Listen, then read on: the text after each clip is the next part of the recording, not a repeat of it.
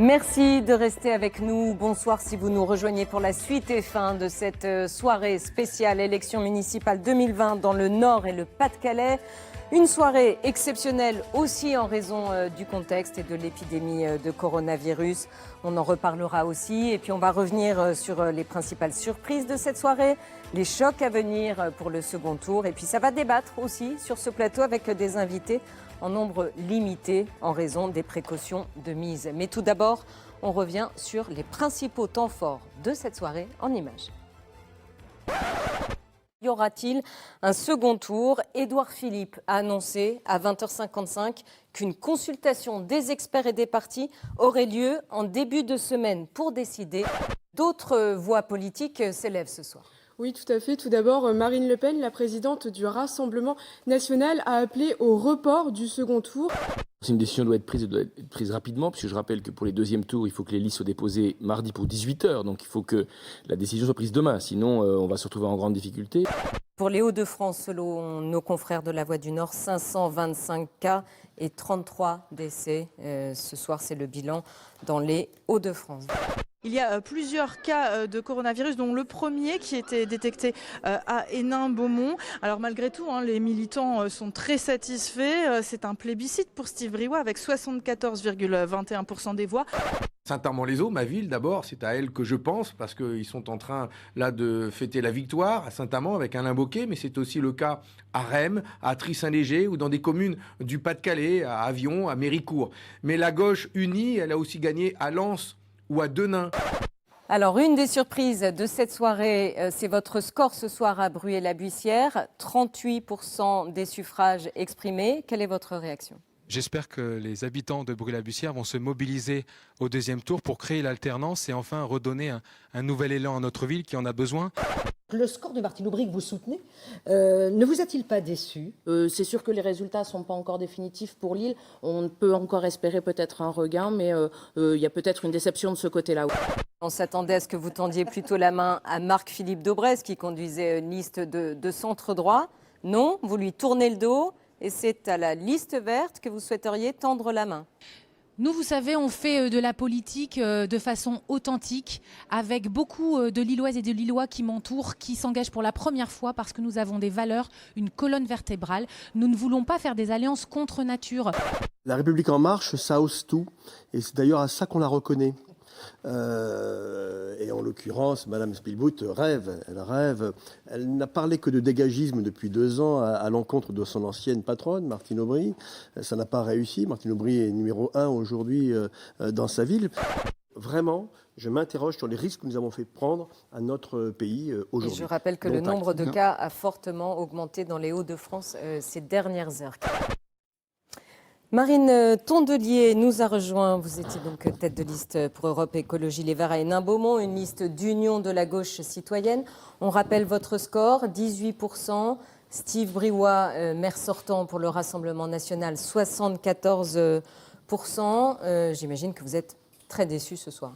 On voit bien qu'il y a une lame de fond qui a tout emporté et que déjà, c'était une ville qui était compliquée, mais qu'avec cette primo sortant qu'on constate quasiment partout en France, le Rassemblement national est extrêmement favorisé à Hénin-Beaumont. J'ai l'impression qu'avec cette crise du coronavirus qui nous angoisse tous, les gens n'ont pas souhaité de vote, un peu d'incertitude, de changement. Enfin, c'était pas la séquence pour les changements. Depuis quelques jours, on le sentait.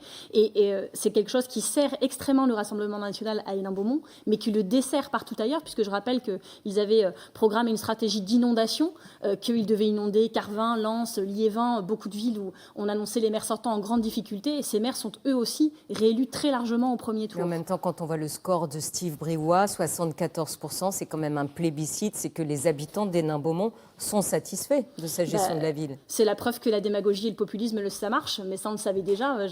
J'ai l'impression de voir une stratégie à la Trump à Hénin-Beaumont. Je l'ai vu tout à l'heure expliquer en plus que j'avais copié son programme. Enfin, sûrement parle-t-il de sa partie sur l'écologie. Bientôt, c'est Greta Thunberg et moi, je copie son programme sur l'écologie. Enfin, plus c'est gros, plus ça passe. Mais ça, on le sait en politique que ces stratégies-là, elles marchent. Nous, on a fait cette campagne avec tous les copains d'Ozon pour Hénin-Beaumont que je remercie parce que franchement, ça n'a pas été simple. On a fait cette campagne sur des valeurs, l'humanisme, l'écologie, la solidarité. Et tout ça, ça va continuer. Nous, cette élection, c'était pas une finalité, c'était un commencement. Le commencement d'un collectif qui va continuer à travailler et qui, sur ses valeurs, ne lâchera jamais à Hénin-Beaumont. Je vais vous dire, si on était là pour que ce soit facile, moi, je ferais pas de politique déjà. Et si j'en faisais, j'en ferais sûrement pas à Hénin-Beaumont et sûrement pas chez les Verts. Donc en fait, on a toujours été dans cette ville parce qu'on aime cette ville et qu'on croit en nos valeurs pour cette ville. Et donc, ça n'a pas marché cette fois-ci, ça recommencera une autre fois. Steve Briouat s'y est pris à 5 reprises pour la conquérir, je rappelle. Vous dites s'opposer au Rassemblement national à Hénin-Beaumont, c'est un sport de combat. Exactement. C'est un sport de combat parce qu'on a vécu tout ce mandat. Moi, c'était mon premier mandat en tant que conseillère d'opposition. Je n'avais jamais été élue avant. Et c'est une guerre de chaque instant. Mais là, encore aujourd'hui, on a dû se battre parce qu'ils avaient mis nos bulletins de vote à l'envers et ils les ont laissés à l'envers toute la journée pour pas qu'on voit notre photo pendant que celle du maire était clairement affichée. Enfin, c'est des trucs comme ça tout le temps. On s'est pris des huissiers sur notre façade du local de campagne. Et puis les procès à répétition, j'en ai encore un en septembre sur le livre que j'ai écrit. Des employés municipaux qui toute la journée nous font des textos, s'il vous plaît, bon courage parce que on sait que ça va être dur, mais franchement, on a besoin de changer ce maire parce que nous, en mairie, on souffre trop. Et ça, c'est vrai que moi, c'est pour eux aussi que je suis inquiète. Pour les gens qui souffrent de son mandat, alors c'est sûr qu'ils ne sont pas majoritaires parce que la stratégie du Rassemblement national, c'est d'en contenter 95% et de cogner sur les 5% qui restent. Il se trouve que je fais partie des 5% qui restent. Et il y a quand même 18% plus 8% pour une autre liste de gens qui souhaitent autre chose à Hénin-Beaumont et dans un contexte qui était quand même assez particulier où beaucoup d'électeurs se sont démobilisés. Voilà. Merci beaucoup Marine Tondelier. Cap à présent sur Boulogne-sur-Mer où l'on rejoint en direct Daniel Fasquelle. Bonsoir Daniel Fasquelle, merci d'être avec nous. Je rappelle que vous étiez donc candidat tête de liste Les Républicains au Touquet et vous êtes ce soir en tête. Absolument, et d'ailleurs je suis étonné qu'on n'en fasse pas plus de cas, puisque j'avais en face de moi une liste En Marche soutenue par le président de la République qui est venu voter en personne au Touquet. Et malgré cela, eh bien, avec notre liste, nous faisons 38%, 10% de plus que la liste En Marche qui ne fait que 28%. Donc nous sommes nettement en tête et nous allons nous organiser évidemment pour gagner au second tour et pour poursuivre le renouveau du Touquet-Paris-Plage parce que la ville a été transformée depuis 10 ans, personne ne peut dire le contraire. Et ce que l'on veut, c'est, avec l'ensemble de mes colistiers, avec Anthony Jouvenel qui est à mes côtés, poursuivre le renouveau du Touquet-Paris-Plage. Alors vous dites que vous êtes nettement en tête, mais en 2014, vous aviez été élu dès le premier tour. Est-ce que c'est une façon pour les Touquetois de vous reprocher votre absence, votre départ pour l'Assemblée ? Ce score moindre ? Mon absence, certainement pas, puisque je suis au Touquet presque tous les jours. Je suis, comme tous les députés, 2-3 jours maximum à Paris, mais le reste du temps, je suis sur le terrain. Je pense qu'au contraire, c'est une formidable reconnaissance du travail qui est accompli. Je suis tête de liste, mais je ne suis pas candidat à la mairie. Si j'avais été candidat à la mairie, je pense qu'effectivement, le score aurait été tout à fait différent. Mais à travers ce score de 38%, qui nous place très nettement en tête, je vous rappelle aussi que les dernières fois, il y avait 3 listes. Cette fois-ci, il y avait 4 listes. Donc, il faut regarder ces résultats avec le recul nécessaire. Donc, malgré ces 4 listes, nous faisons 38%, nous sommes en tête, et malgré le fait que j'étais tête de liste, tout en annonçant clairement que je ne serais pas maire en cas de victoire, mais que je proposerais Anthony Jouvenel pour le poste de maire. C'est une stratégie qui n'était pas évidente, et ce défi, il est rempli, et il est gagné, malgré toutes les difficultés qui se sont retrouvées sur notre chemin. Je vous rappelle quand même que le candidat En Marche est allé se faire photographier à l'Élysée, et qu'on a retrouvé la photo du candidat En Marche avec Emmanuel Macron en première page des journaux locaux. Donc ça n'est quand même pas rien. Donc pour moi, c'est une défaite quand même assez cinglante pour En Marche au Touquet-Paris-Plage. Un mot rapidement enfin sur la question qui est dans tous les esprits ce soir. Selon vous, faut-il reporter le second tour de ces municipales ? Moi, je pense surtout qu'il aurait fallu ne pas organiser le premier tour. On s'est mis là dans un coin du ring ou dans un corner. On est un petit peu, aujourd'hui coincé. Dès jeudi, moi, j'avais dit, après les déclarations du président de la République, que je ne comprenais pas que l'on prenne des mesures telles qu'il les annonçait et qu'on maintienne les élections municipales. Et surtout, on n'a pas su anticiper sur le deuxième tour. Il fallait se poser la question de savoir si on pouvait organiser le premier et le second tour. Donc, on a organisé le premier tour. Moi, je souhaite qu'on organise évidemment le second tour, mais sans faire prendre de risques aux Français. C'est au gouvernement de prendre sa décision, mais je trouve qu'il aurait dû se poser cette question avant même d'organiser le premier tour. Merci beaucoup Daniel Fasquelle de nous avoir répondu en direct de Boulogne-sur-Mer ce soir. Christelle Massin, vous avez de nouveaux résultats pour nous. Oui, tout à fait, Viana. Et tout d'abord, direction Fourmi. 4 listes étaient présentes pour ce premier tour. Le maire sortant d'hiver droite, Michael Hiro, se disait serein. Eh bien, il pouvait l'être. Il l'emporte haut la main avec 67,1% des suffrages. À Lys-les-Lannoy, l'actuel maire avait souhaité passer la main à son premier adjoint, Charles-Alexandre Prokopovitch. Eh bien, mission remplie pour lui. Il l'emporte avec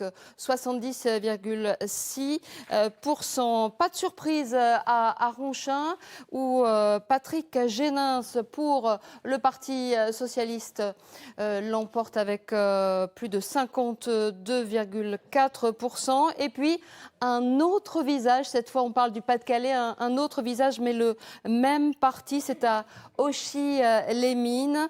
C'est la liste de Jean-Michel Legrand, c'est Jean-Michel Legrand d'Hiver Gauche qui succède à la maire sortante, Joëlle Fontaine.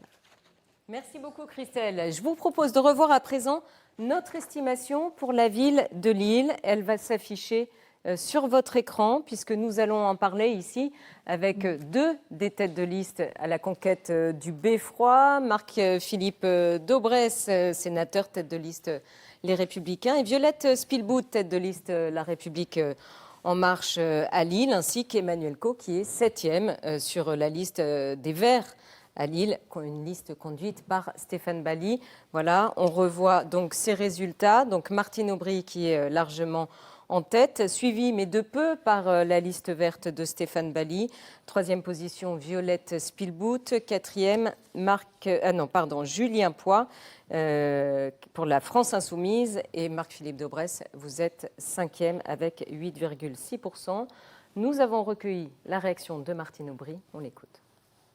Chacun analyse aujourd'hui les résultats et encore une fois, on verra cela à partir de demain. Donc voilà, quand aura lieu le second tour, est-ce qu'il aura lieu, voilà, quelle sera la participation. Déjà organiser ce premier tour, il y a un taux d'abstention tellement fort. Oui, il y a un taux d'abstention fort, mais moi je pense que le gouvernement et le président de la République sont les seuls à avoir l'ensemble des informations. Donc quand on est dans un contexte sanitaire aussi grave, je l'ai déjà dit, et dès le premier jour, je pense que c'est à eux de prendre la décision qui s'impose au regard de ce contexte sanitaire. Ils l'ont fait en s'appuyant sur des experts, donc il n'y a aucune raison de ne pas faire confiance à ceux qui ont la responsabilité de prendre cette décision. Et j'attends la décision qui sera prise pour le second tour. Voilà. Marc-Philippe Daubresse, on vous attendait donc plutôt en 4e position. Visiblement, selon notre estimation, vous seriez 5e. C'est un échec ? C'est un score décevant, il faut assumer les choses et j'y prends ma part. Mais il est dû à deux choses. D'abord, les conditions exceptionnelles du scrutin. On a fait le tour des bureaux de vote comme tous les candidats aujourd'hui. Une bonne partie de notre électorat ne s'est pas déplacée dans les endroits où on faisait des beaux scores. Bon, donc ça, c'est un premier point. Deuxième point, on m'a envoyé un scud, un coup monté à 3 jours des élections sans vérifier les données en question. Alors, on va rappeler de quoi il s'agit. Je ne parle pas pour vous, puisque vous m'avez donné la parole pour réagir. À l'occasion d'un mais pas débat, les médias nationaux, c'est bien triste, mais enfin, on rappelle peut-être pour nos téléspectateurs, en fait, certains confrères ont donc annoncé que vous étiez visé par une enquête du parquet national financier pour détournement de fonds publics. Vous avez décidé de porter plainte. Oui. Vous parlez de boules puantes, de manœuvres Absolument. politiques. À 4 jours d'une élection, on ne fera pas croire que c'est une coïncidence. Enfin, je ne vais pas revenir là-dessus. Je m'expliquerai le moment venu pour dire qu'il n'y a pas de problème sur la question. Mais c'est dommage que certains médias, je ne parle pas de vous ici en régional, aient relayé cette information sans vérification. Parce que, je le redis, les accusations sont infondées. Oui, en même temps, ce n'est pas au national qu'on vote, Marc-Philippe Daubresse. Votre liste n'était-elle pas simplement bancale, simplement bancale, avec trois semi-têtes de liste qui n'avaient pas grand-chose à faire ensemble. Je vous réponds, si, nous avions à faire ensemble. En fait, regardez le résultat de Fâche-Tuménil. Nous nous y sommes pris tard parce qu'il a fallu. On veut refonder la droite et le centre. Certes, on a un mauvais score ce soir, j'assume, mais notre ambition pour le futur est intacte. Moi, je ne suis pas venu là pour moi. Je veux dire, moi, ma carrière politique, elle est faite depuis longtemps. Mais je suis venu là pour passer le relais à mes coéquipiers, c'est-à-dire Thierry Pochet, qui est le leader de l'opposition à Lille, Valérie Petit, qui veut assumer aussi une idéologie de centre-droit. Et donc, je vais continuer le combat pour ça. On verra bien s'il y a un deuxième tour. Je vais vous dire, on a une crise sanitaire bien plus grave qu'on ne le pense, qui va se traduire par une crise économique bien plus grave qu'en 2008. Il ne faut pas rajouter une crise démocratique. Je suis de l'avis de beaucoup de personnes. Je pense qu'il aurait mieux valu pas faire le premier tour. Et je pense que si on va vers un confinement total, il n'y aura pas de second tour. On verra bien. Mais à partir de là, moi, je continue le combat. Et voilà. Alors, Violette Spilbout, je me tourne vers vous, puisque vous nous avez annoncé tout à l'heure en duplex depuis la mairie de Lille que vous ne tendriez pas la main à Marc-Philippe Daubresse pour le second tour. Pourquoi ? Eh bien parce que d'abord nous attendions d'avoir des résultats, nous avons réfléchi en collectif sur la stratégie de deuxième tour. Ce qui est important pour nous, c'est d'avoir une convergence à la fois de projets et de méthodes sur ce qui sont les priorités des Lilloises et des Lillois. Et on sait que la priorité numéro 1, c'est la question de l'urgence climatique, la question de prendre des décisions structurantes sur les transports, sur la nature en ville. Mais et ça, donc ce sont tout aussi naturellement. des idées tout naturellement, proposé par la liste de Marc-Philippe Daubresse. Quand on observe les programmes, on voit vraiment que plus naturellement, et par aussi les personnalités qui sont dans mon collectif Faire respirer Lille, le choix que nous avons fait depuis plus de 2 ans, on a beaucoup de convergence avec la liste Lille verte. Après, Marc-Philippe Daubresse, j'ai beaucoup de respect pour lui, nous discutons régulièrement. Il a fait un choix de faire un trio avec des personnalités. La greffe n'a pas pris. Et aujourd'hui, dans ce trio, effectivement, il y a des personnalités dont les valeurs, le comportement ne correspond pas aux valeurs des membres de mon collectif. Donc, peut-on parler d'opportunisme si on fait les calculs ? Disons que pour moi, effectivement, c'est un peu une façon de faire de la politique à l'ancienne pour trouver des places entre amis. Et je parle de votre part. Est-ce que je peux quand même répondre à Mme Spilbout que quand même, le Nouveau Monde, il a des méthodes qui sont un peu bien pires que tout ce qu'on a connu dans l'ancien monde. Moi, je ne fais pas de la politique politica. Voilà, on a assumé 3 grandes priorités. La première priorité des Lillois, Violette, c'est pas l'urgence climatique, même si elle est importante, c'est la sécurité. Ça ressort de tous les sondages. La seconde, on a proposé 35 propositions pour un Green Deal. Et la troisième, c'est une autre forme de démocratie et de gouvernance. On est sur ces 3 priorités où on peut trouver des accords avec d'autres listes et on le fera. Mais si on ne peut pas trouver d'accord, on ne soutiendra pas une liste, quelle qu'elle soit, qui ne serait pas en phase avec ces 3 priorités. Et je le dis tranquillement à Mme Spilbout, mais elle doit le savoir, puisqu'on a fait le tour des bureaux, qu'on a discuté de manière très démocratique avec tout le monde. Les Verts ne veulent pas d'elle. Voilà, donc elle ne veut pas discuter avec nous, c'est son problème. Alors mais les Verts ne veulent pas discuter avec elle. Voilà, Emmanuel Co est présent sur la liste verte. Donc il faut arrêter de faire de la politique à l'ancienne avec de la cuisine. La question c'est quel programme, quelle gouvernance. On n'est pas du tout dans la cuisine parce que moi, quand j'affirme mes positions, je suis transparente. Et je prends des risques. Juste d'abord, une première chose, évidemment, il n'y a pas palissade, mais on est dans une crise sans précédent et que notre première priorité, c'est la sécurité des habitants et des citoyens, et qu'effectivement, le deuxième tour peut légitimement être questionné. À ma place, je ne peux pas donner une réponse, je ne suis pas scientifique, je ne suis pas médecin, mais en tout cas, les décisions doivent être fondées sur la base d'expertise et prises en toute transparence et en toute concertation. Ceci dit, après, il y a quand même eu un premier tour. Comme Marc-Philippe Daubresse, vous êtes pour un report ? À la place où je suis, je pense qu'on doit questionner légitimement ce second tour. On a été percuté par cette crise. Le taux d'abstention est sans précédent. Néanmoins, malgré les gens qui ont pu venir s'exprimer et voter aujourd'hui, il y a quand même des résultats qui sont assez intéressants. Et sur la position des Verts, on est enfin content. Et ça correspond à la fin du carnaval de Dunkerque ou presque, c'est que ce carnaval est fini. Le concours de déguisement vert est fini. Les résultats que l'on a vus dans les urnes sur l'île aujourd'hui montrent qu'il y a eu un concours de dupes sur lequel les électeurs ne se sont pas trompés. Il suffit de voir notre score. Vous avez dit Martine Aubry largement devant, mais en rajoutant nous juste derrière. Oui, moi j'aimerais bien être largement derrière avec cet écart-là. Il y a très très peu de différence. Je pense que les électeurs n'ont pas été dupes. Et s'agissant des listes En Marche, ça a été tranché chez nous au niveau national comme au niveau local. Il n'y a pas d'alliance avec LREM. Pourquoi ? Parce qu'on porte un projet. On porte un projet de transition. Donc vous dites non ce soir à Violette Spilbout. Oui, tout à fait. Notre projet, c'est le projet des grands pas, c'est la transition. C'est pas le concours de celui qui va planter le plus grand nombre d'arbres. On parle d'écologie. On parle pas de déguisement vert. On veut vraiment bouger ce modèle. On doit changer. Excusez-moi, on doit changer de logiciel. C'est même pas le logiciel qu'on doit changer. C'est l'ordinateur, le processus et l'écran. Aujourd'hui, force est de constater que nous sommes les seuls à proposer, d'ailleurs, sur cette crise que nous connaissons. Et là, ça fait des années, pandémie, attentats, guerre, crise climatique, une érosion de la biodiversité sans précédent. Notre planète n'a jamais connu ça. Et on est là, on va planter qui 2000 arbres, qui 20 000 arbres. Non, Il s'agit de tout le système qu'il faut réviser, et plus que réviser. Et pour ça, c'est plus la politique des petits pas. Vous avez été au pouvoir depuis 18 ans avec Martine Aubry. On a été minoritaire dans le pouvoir, et oui, on a accompagné, on a fait avec le score que les électeurs nous ont donné, tout ce que l'on a pu, et tout ce qui est accrédité au niveau de l'écologie sur cette ville, ça a été porté par les Verts. Maintenant, les électeurs ont vu les résultats et donc veulent Monsieur Cos, des résultats plus importants. Est-ce que vous êtes prêt à vous allier, par exemple, avec les Insoumis ? Parce que là, ça change la donne politique complètement. Nous, on parle de projet. Notre projet, il est radical, il est de transition. Et la situation que l'on connaît aujourd'hui... Parce que nous, on s'opposera toujours à ce que des extrêmes arrivent au pouvoir à l'île, je peux vous le dire. Donc moi, je voudrais avoir une réponse à cette question. Quand vous mettez, après ce scrutin-là, quand on dit c'est la sécurité, je ne sais pas de quel extrême on parle. Je sais bien que vous n'allez pas discuter avec nous. De vidéoprotection, je ne sais pas de quoi on parle. Moi, je réponds au problème des Lillois. Vous êtes à côté des réponses qu'ont données les électeurs aujourd'hui. Vous n'avez pas répondu à ma question. Même si on doit être très savoir raison garder par rapport à l'abstention et à la crise qu'on connaît. Donc une alliance avec la France insoumise n'est pas écartée.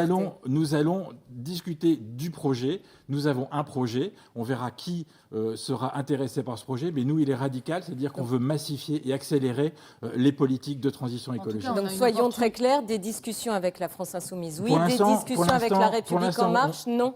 Avec la République en marche, ça a été décidé au niveau local et national. De vérité, dès que l'on m'a posé la question le soir de ce premier tour, et j'avais même pris des contacts avant avec Stéphane Bally pour lui faire une proposition. Donc ce n'est pas une question d'opportunisme, c'est pas une question de façade, c'est une question de conviction. Aujourd'hui, la plus grande convergence entre nos projets, elle est avec la liste verte. J'entends la position aujourd'hui qui est une position qui s'enferme finalement dans des positions nationales sans tenir compte des Lilloises et des Lillois qui aujourd'hui fondent le projet que nous avons construit pendant 2 ans avec une vraie co-construction de l'ensemble des 170 mesures que nous portons dans notre programme. Et aujourd'hui, il faut être clair avec les Lillois. Il y a une opportunité historique d'avoir une alternance politique à Lille. Cette opportunité historique, effectivement, c'est aujourd'hui, je pense, l'enjeu climatique, et l'île verte a un rôle important à jouer par le score positif qu'ils ont fait aujourd'hui ce soir du premier tour. Et face au feuilleton, à la série B qui est renouvelée tous les 6 ans avec finalement des gens qui gouvernent ensemble, majorité PS, Europe Écologie Les Verts, et qui 6 ans avant, tous les 6 ans finalement changent de discours et critiquent tout ce que fait la maire sortante. Il ne faut pas être dupe de ça. À un moment, il faut avoir le courage d'aller au bout. C'est quand même intéressant, c'est l'ancienne directrice de cabinet qui vous explique que depuis 25 ans, Mme Aubry a fait beaucoup de bêtises. Qui est partie du poste depuis 7 ans. Depuis 7 ans, c'est la nouvelle manière de faire de la politique. Je me tourne vers Christelle Massin pour de nouveaux résultats. Oui, Verna, on commence avec un résultat très, très attendu qui nous vient de Villeneuve-d'Ascq. Gérard Caudron allait-il réussir la passe de 7, et ce dès le premier tour, lui qui est un exemple de longévité? Eh bien, le maire d'Hiver-Gauche est mis en ballottage avec 46,6%. Juste devant la liste, on va la redécouvrir, juste devant la liste de Pauline Ségard, 19,2%. Devant Florence Barissot, chef de file de l'opposition de Gérard Caudron au conseil municipal. Allez, on fait maintenant un tour dans le Pas-de-Calais avec ce changement. La ville d'Arc qui bascule à gauche, sur le fil, on peut le dire, pour la succession de Caroline Saudemont. Elle n'est créditée que de 20,42% des voix. Et c'est donc Benoît Roussel, la liste de Benoît Roussel, qui l'a emporté dès le premier tour avec 50,7% des voix devant, très loin devant donc Caroline Saudemont. Lui garde très facilement son fauteuil de maire. C'est à Billy-Montigny dans le Pas-de-Calais. Bruno Troni qui l'emporte dès le premier tour avec 63,9%. Et puis allons maintenant faire un tour du côté de Steenvoorde. On peut parler encore une fois de prime au sortant. Maire depuis 20 ans, le divers droite Jean-Pierre Bataille, qui était candidat à sa succession, et bien vous le voyez, contrat rempli, élection premier tour avec 62%. On rappelle qu'à Steenvoorde, c'est la même famille qui est à la tête de la commune depuis 1965, car avant Jean-Pierre, il y avait Jean-Paul Bataille. Merci beaucoup Christelle. Encore un maire sortant réélu dès ce premier tour ce soir. Direction Valenciennes où effectivement Laurent de Gallet a obtenu 51,02% des suffrages exprimés. On écoute dans un instant sa réaction. Cette victoire, elle nous fait forcément très plaisir, mais elle nous oblige aussi beaucoup maintenant. On va se mettre au travail, au service des Valenciennoises et des Valenciennois. L'attente est forte. Et l'envie de bien faire, elle est immense aussi pour chacune et chacun d'entre nous. Dora a travaillé très rapidement sur un sujet, c'est dans le contexte que nous connaissons, c'est l'accompagnement de nos commerçants, nos artisans qui vont vivre une période difficile alors que les rideaux viennent d'être baissés. On va très vite et je prendrai contact très rapidement avec mon homologue de la CAPH pour voir comment nous pouvons mettre en place un fonds d'accompagnement qui viendra en soutien de ce qu'a décidé le président Xavier Bertrand pour aider très rapidement nos amis commerçants, artisans et indépendants sur notre territoire. Voilà, c'était donc Laurent de Gallet réélu avec 51,02% des suffrages exprimés à Valenciennes. Julien Poix nous a rejoint. Bonsoir Julien Poix. Je rappelle que vous êtes le candidat de la liste conduite par la France Insoumise à Lille. Vous êtes arrivé ce soir en 4e position. On vous attendait plutôt en 5e. J'imagine que vous êtes satisfait. Mais écoutez, d'abord, je voudrais quand même qu'on remette les choses dans le contexte actuel. Je suis un peu effaré quand même en regardant les commentaires de cette soirée électorale et on fait un peu comme s'il ne se passait rien dans ce pays.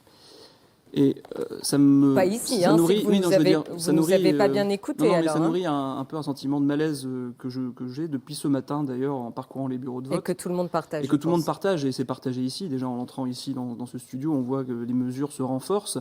Et donc, à l'heure actuelle, je trouve qu'il faut qu'on garde la raison et qu'on se dise que ce deuxième tour, effectivement, est loin d'être évident.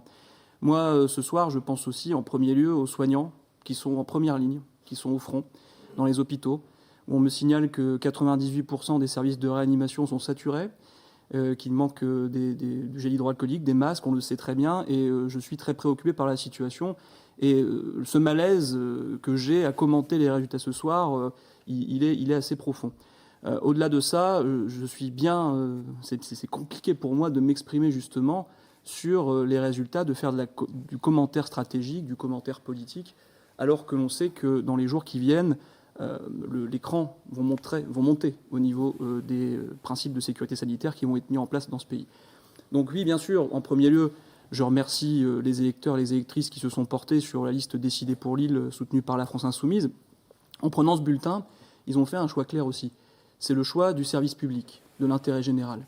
Et on en a cruellement besoin en ce moment, puisque le meilleur antidote à la crise sanitaire que nous allons vivre, le meilleur antidote à la crise démocratique, qui est étroitement liée, puisque je rappelle qu'on a eu 70% d'abstention à Lille, eh bien, c'est l'antidote des services publics.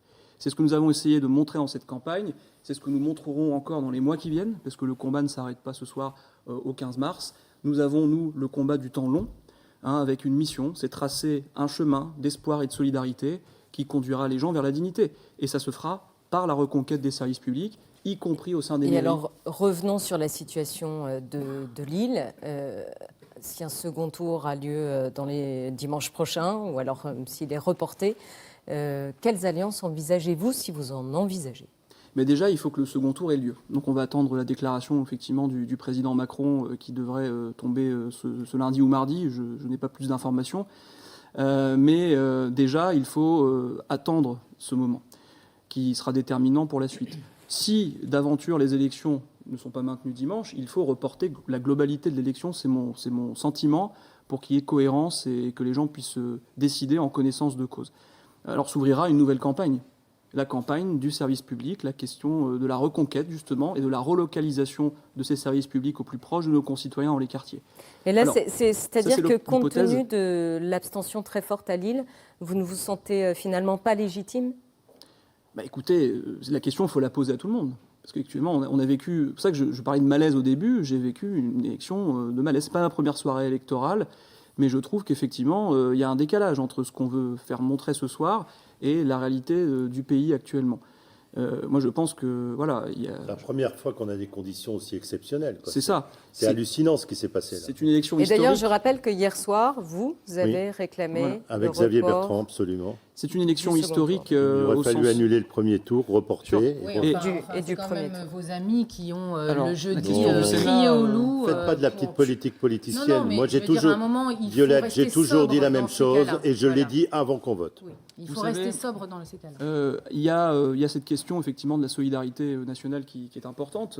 Voilà. Après, il faut pas se voiler la face. C'est-à-dire que depuis des années, vous avez le service public de l'hôpital qui s'en est pris plein dans la figure, avec les lois Bachelot, les lois Touraine, etc.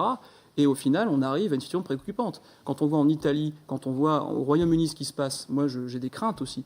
Alors je n'ai pas de crainte sur la qualité des professionnels qui sont au front, mais des moyens qu'on leur a mis à disposition pour amortir cette crise sanitaire. Nous sommes en train de payer la note des politiques d'inconséquence qui ont détruit le service public dans notre pays depuis 30 ans. Et nous disons qu'il faut contre-attaquer. Il faut une contre-attaque citoyenne pour reconquérir ces services publics. On le voit bien. On connaît quoi actuellement? On connaît une crise de la mondialisation marchande, de la mondialisation économique. Et donc, on montre cette crise sanitaire, elle révèle des choses intéressantes, entre guillemets.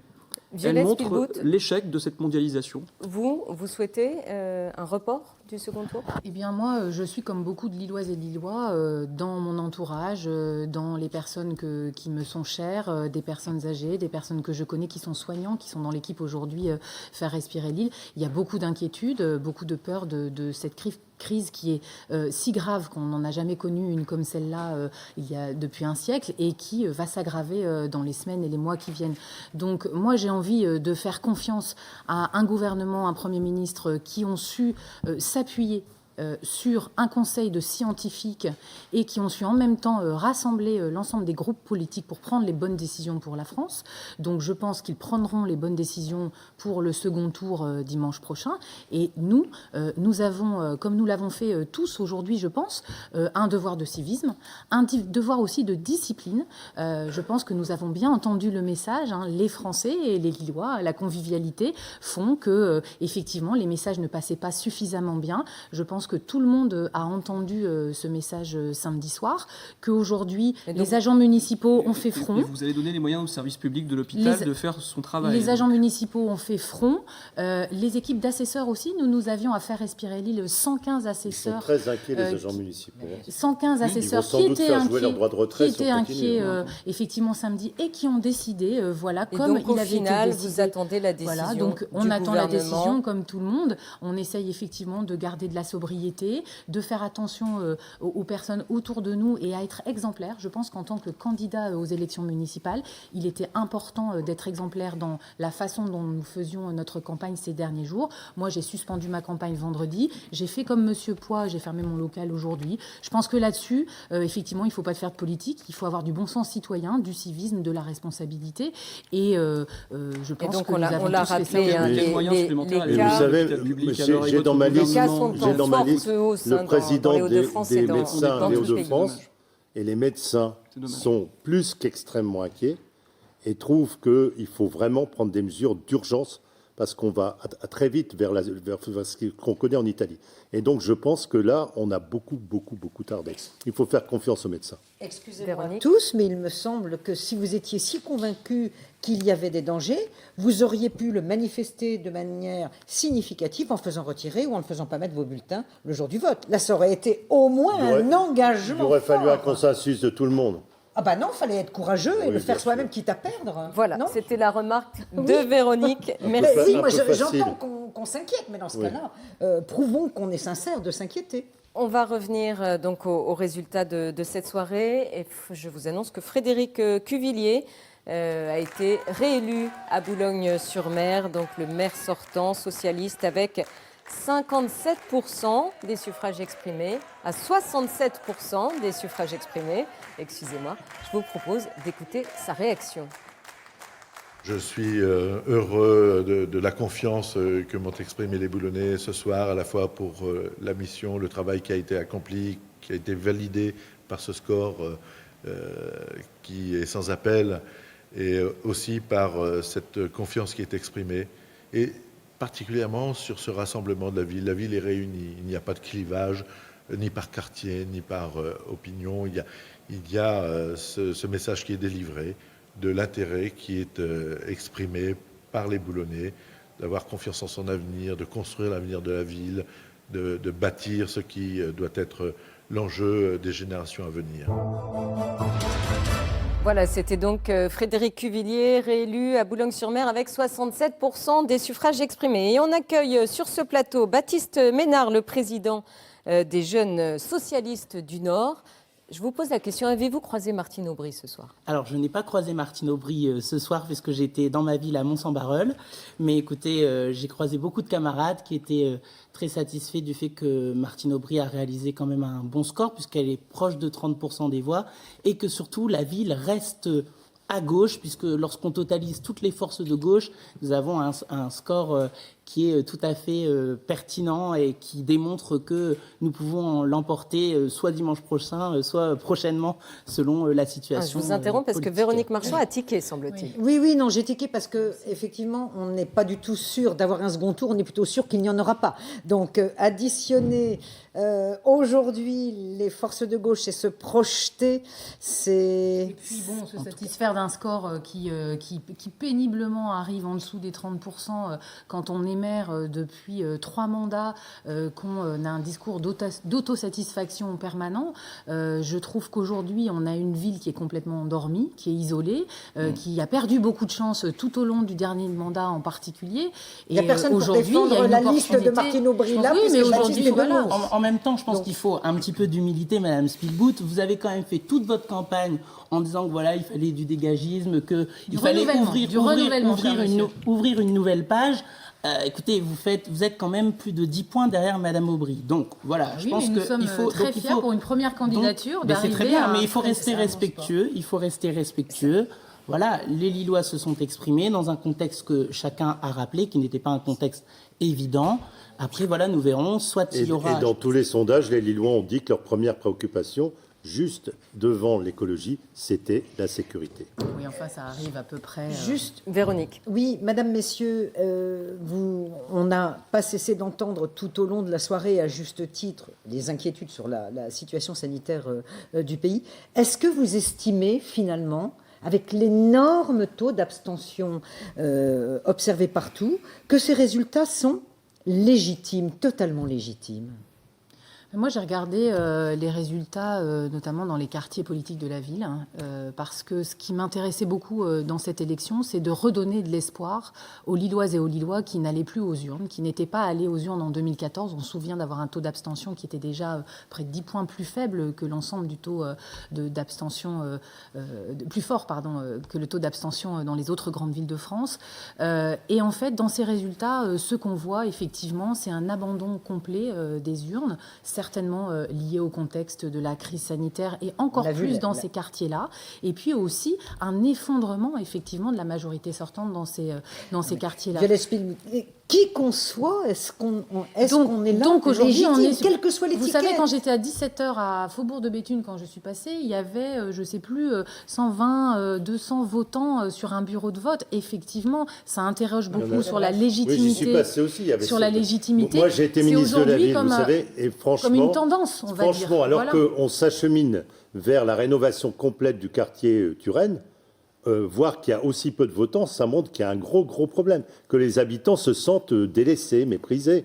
Voilà, ça c'est un premier sujet. Là, je suis d'accord avec Violette là-dessus. Bon, pour autant, il faut répondre à la question de ma voisine, c'est-à-dire est-ce que le résultat est légitime? Il est entaché. De fait, il est entaché. Juridiquement, il est juste. Il est juridiquement juste, mais il est entaché de doutes parce que tout le monde n'a pas pu voter dans des conditions égalitaires. Des personnes d'EHPAD n'ont pas pu voter.